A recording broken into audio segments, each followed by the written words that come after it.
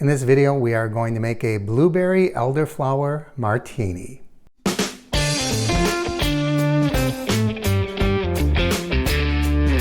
Welcome to Thirsty Thursday. It's good to see you. I'm Mark. This is the Average Me channel. In today's video, we are going to make a Blueberry Elderflower Martini. Now, other than drinks that I really like, favorites of mine that I want to share with you, most of the cocktails that I make here, I am making for the very first time here on camera. I'm not a professional bartender. As the name implies, Average Me, I'm an average guy, and I like to make these cocktails and discover new things.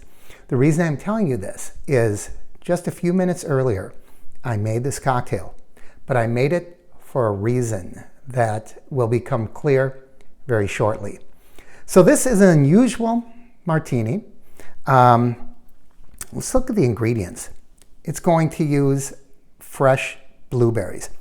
Now, the recipe I first came across called for 5 blueberries.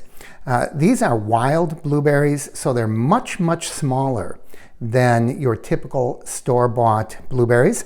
And I got those at our local citrus grove. It's sort of like a farmer's market. And so this is as fresh as they can be. So even though they're much smaller, they are just bursting with flavor. And the reason I'm sharing that with you is, I don't know if because they're smaller, you should use twice as many rather than those great big giant blueberries you get in the supermarket. But I don't think so, because I think they have a stronger flavor.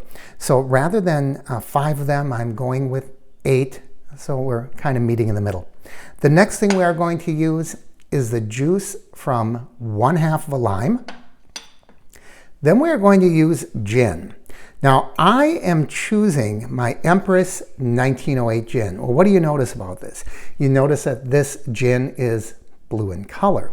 I thought it was really appropriate for the blueberry martini. However, I don't know what's going to happen exactly to the color. I suspect it's just going to come out blue. It might be a little lighter blue because we're going to be mixing it with this elderflower liqueur, or it might come out darker because we're adding the blueberries. I don't know.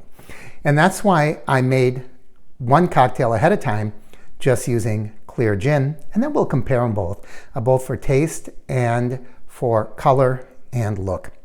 So we're going to start with our martini glass, and I recently obtained a set of these glasses. I really like them. They're kind of like stemless martini glasses, and what I'm going to do is I'm going to fill this with ice just to chill it. Now, before we put the cocktail in here, I am going to be pouring that ice out. So the whole point of this is just to chill the glass, and then we'll set that aside.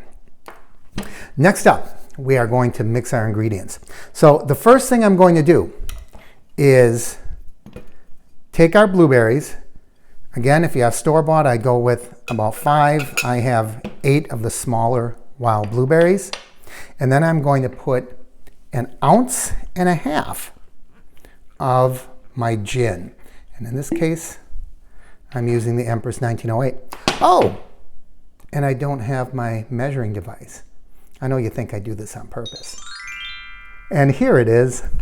So we are going to use 1.5 ounces. I don't want to waste this lovely gin. And you know, I'm a sucker for cork bottles. So it is so blue. My goodness, take a look at that. Okay. Now we are going to muddle that. Now when you muddle, be really careful because you don't want to overdo this. You are basically releasing the essence of whatever you muddle, whether that be mint leaves or limes, or in this case blueberries. You don't want to squish the living daylights out of them. And the next thing we're going to do is squeeze in 1/2 of a lime. And this lime is also from my local grove right here in Naples. The Grove is very close to my house. And so these things, I don't know, may have been picked yesterday, for all I know. Very fresh. I think we got all the juice out of that one. And finally, we're going to go with 1 ounce of our elderflower liqueur.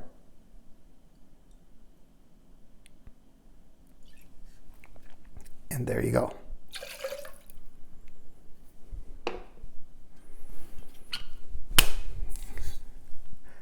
All right, and now we're going to add ice, and then we're going to shake the daylights out of this thing.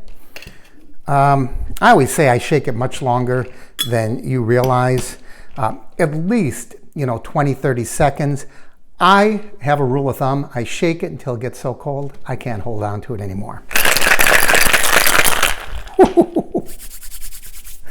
Oh my goodness gracious. Now, this glass is going to be thoroughly chilled, so you can see all of the, I don't know if it's condensation. I guess it's condensation on the outside. Now, we want to make sure that we are not getting any of the pulp from the blueberries. So I'm going to double strain this. We have the strainer here, and then I'm going to use a fine strainer to put this into the glass. And I'm a little surprised because this is coming out much, much lighter than I anticipated. I thought this was going to be a much darker colored drink.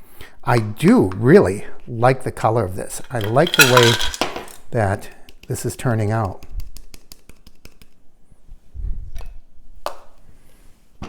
All right. So let's make sure that doesn't fall. Look at that. Oh my goodness, that is a beautiful color. And then we are going to garnish it with blueberries. That is a beautiful drink. Now I'm going to go and get the other cocktail that I mixed earlier using white gin, clear gin, and we're going to see how they compare. There it is. So you can see the difference in color, and that's the main reason I wanted to make these, so I could see the difference in color, but of course I want to see the difference in flavor. Let's make sure we add our garnish to this one. And there we go. 2 cocktails. This one made with Empress 1908. This one made with just a straight Fleischmann's gin. So let's give them a go.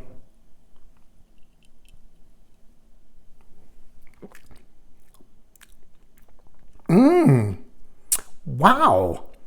That is, first of all, much sweeter than I thought it would be. Secondly, you really, really taste the blueberries. I am shocked. Let me try this one.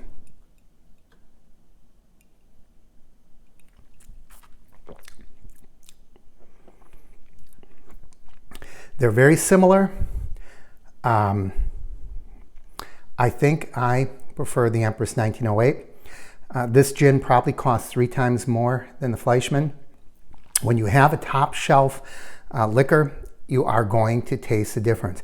But I'll tell you what, either one of them I think will please the palate. If you like it's got that essence, that flowery essence. Of course, it's gin in there as well. So that would make sense. It's got the blueberry. It is just a really tasty drink. It's, as I said, far sweeter than I thought it was going to be. I would say give this one a try. It's a lovely drink to look at. I personally prefer the darker purple. I thought this, I was sort of afraid this was going to have a muddy, ugly look, but it is a very beautiful cocktail. So give it a shot. I think you will be pleasantly surprised, as was I. I hope I see you back here next week for Thirsty Thursday, or you can stop in a few days earlier for my Florida Living on Tuesday. As always, I encourage you to like and share the videos. Leave your comments down below. If you haven't already, please subscribe by clicking my face in the corner, and don't forget to ring that bell icon. That way you'll know when I post new videos. Thanks for joining me. I'm Mark. And by the way, I'm going to invite my wife in the room to enjoy these with me. I'm not going to drink both these cocktails on my own. And thanks for watching the Average Me channel.